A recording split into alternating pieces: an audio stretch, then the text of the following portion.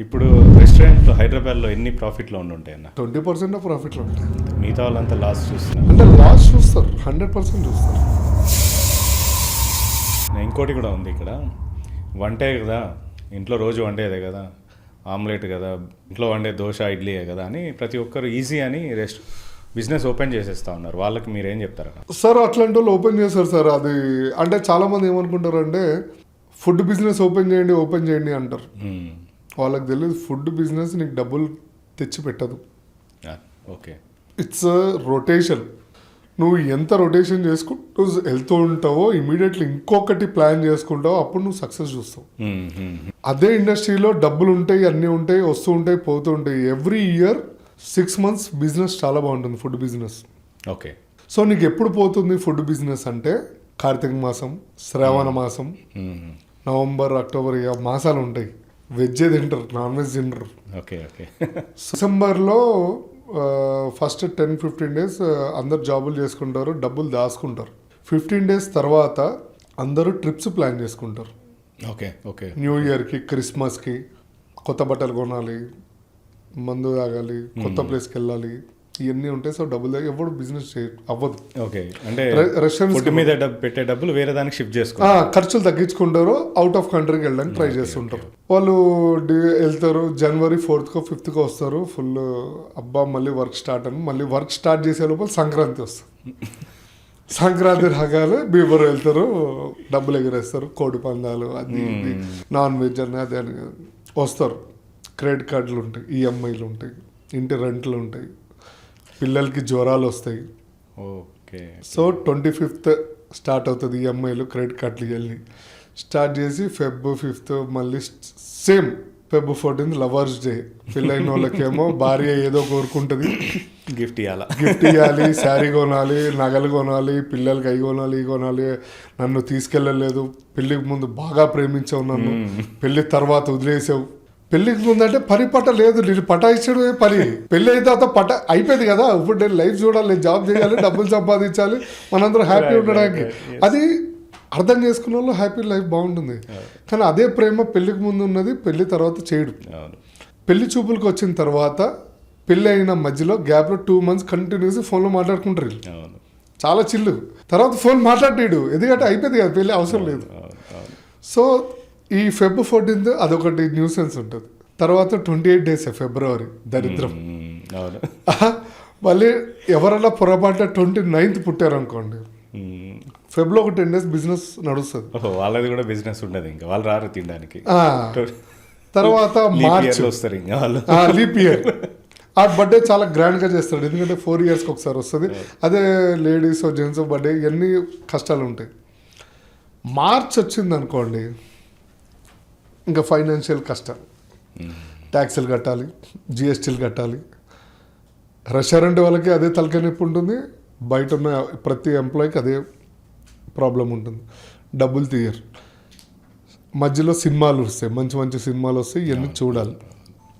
ఇంకా ఏప్రిల్ నుంచి అన్న అక్టోబర్ దాకా భయంకరంగా నడుస్తుంది రెస్టారెంట్ బిజినెస్. మీరు ఓవరాల్లో వాళ్ళ ఎక్సెల్ షీట్స్ ఇవన్నీ చూడండి. ఏప్రిల్ టు అక్టోబర్ భయంకరంగా నడుస్తుందా, వాళ్ళు సంపాదించిన డబ్బు అంతా ఇంత ఉండదు. నేను చెప్తున్నాను కదా, నా భూతో నా భవిష్యత్తు. ఆడు కార్లు తీస్తాడు, చిల్ అవుతాడు, ట్రిప్పులకి వెళ్తాడు, అంతా అసలు బ్యూటిఫుల్గా ఉంటుంది. నవంబర్ నుంచి స్టార్ట్ అవుతుంది. మళ్ళీ నవంబర్ కార్తీక మాసమా ఏదో ఉంది, ఏ మాసం, నవంబర్ డిసెంబర్ స్టార్ట్. నవంబర్ నుంచి మార్చ్ దాకా డల్ సీజన్. సో ఈ సంపాదించిన డబ్బు అందులో పెట్టాలి మళ్ళీ. అంటే నువ్వు రెంట్లు కట్టాలి, శాలరీస్ ఇవ్వాలి, మళ్ళీ స్టోర్ మేనేజ్మెంట్ చేసుకోవాలి, మళ్ళీ చాలామంది వస్తుంటారు వివిఐపి గెస్ట్లు, ఇంట్రెస్ట్ కట్టుకోవాలి. సో ఇవన్నీ నువ్వు తెచ్చిన డబ్బు ఇంట్రెస్ట్ కట్టాలి, వడ్డీ పెరుగుతూ ఉంటుంది, అప్పులు తీర్చాలి, మళ్ళీ ఇంట్లో ప్రాబ్లమ్స్ ఇవన్నీ. సో నీకు రెస్టారెంట్ బిజినెస్ అనేది నువ్వు లాంగ్ రన్ వెళ్ళాలి అంటే ఫ్రెండ్ సర్కిల్ తోటే వెళ్ళాలి కానీ అండర్స్టాండింగ్, పర్ఫెక్ట్ అండర్స్టాండింగ్ ఉంటేనే వెళ్ళండి, లేకపోతే వద్దు, బెటర్ అవాయిడ్. అండ్ లేకపోతే క్లౌడ్ కిచెన్ పెట్టుకో, నీకు నచ్చింది ఉండు, నువ్వు సప్లై చేయి, హ్యాపీగా ఉంటుంది. నీకు నచ్చినప్పుడు ఓపెన్ చేస్తావు, నచ్చినప్పుడు బంద్ చేస్తావు ఆన్లైన్లో, అంతే. గ్రేట్ లేసిన అంటే ఫుడ్ బిజినెస్ పెట్టాలనుకున్న వాళ్ళకి మీరు ఇచ్చిన ఇన్ఫర్మేషన్ చాలా వ్యాలిడ్ ఇన్ఫర్మేషన్ ఇది. అంటే ఇది అంటే ఇంత క్లియర్గా ఎక్స్ప్లెయిన్ నాకు తెలిసి ఎవరు చేసి ఉండకపోవచ్చు ఇప్పటి వరకు బిజినెస్లో ఇట్లా ఈ సీజన్ వైజ్. అలా అంటారా? I don't know, but it's my personal experience. చాలా యూజ్ అవుతుంది. అంటే మనం ఎవరైనా పెట్టాలనుకుంటే ఇప్పుడు మీరు చెప్పిన పీక్ టైంలో పెట్టుకుంటే పికప్ అవుతుంది.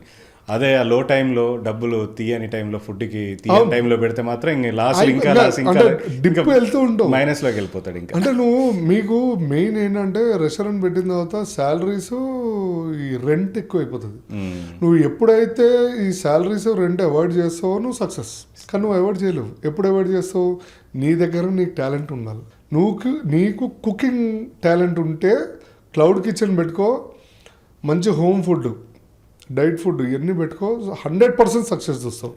And you will spend a time with your family members, friends, enjoy చేస్తావు, అన్నీ చేస్తావు.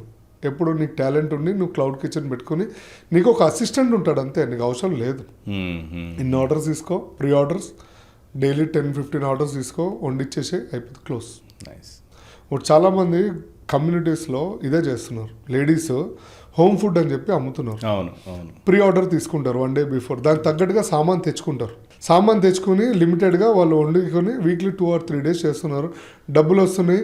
వాళ్ళు ఎందుకు కష్టపడుతున్నారు అంటే బికాస్ ఆఫ్ రేట్లు అన్నీ పెరుగుతున్నాయి. ఇప్పుడు స్కూల్ ఫీజులు, పిల్లల ఫీజులు, మన హాస్పిటల్ ఫీజులు కానీ, బయట కిరాణా సామాన్ అన్నీ ఉన్నాయి.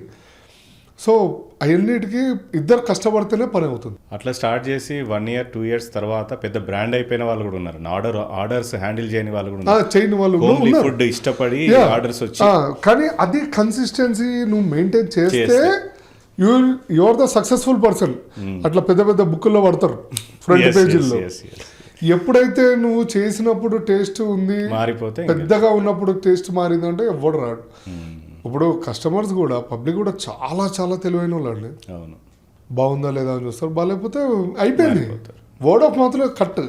ఇప్పుడు రెస్టారెంట్లో హైదరాబాద్లో ఎన్ని ప్రాఫిట్లో ఉండుంటాయి అన్న మీకు? 20% ప్రాఫిట్లో ఉంటాయి. మిగతా వాళ్ళంతా లాస్ చూస్తున్నారు. అంటే లాస్ చూస్తారు, 100% చూస్తారు. రొటేషన్లో ఉంటుంది.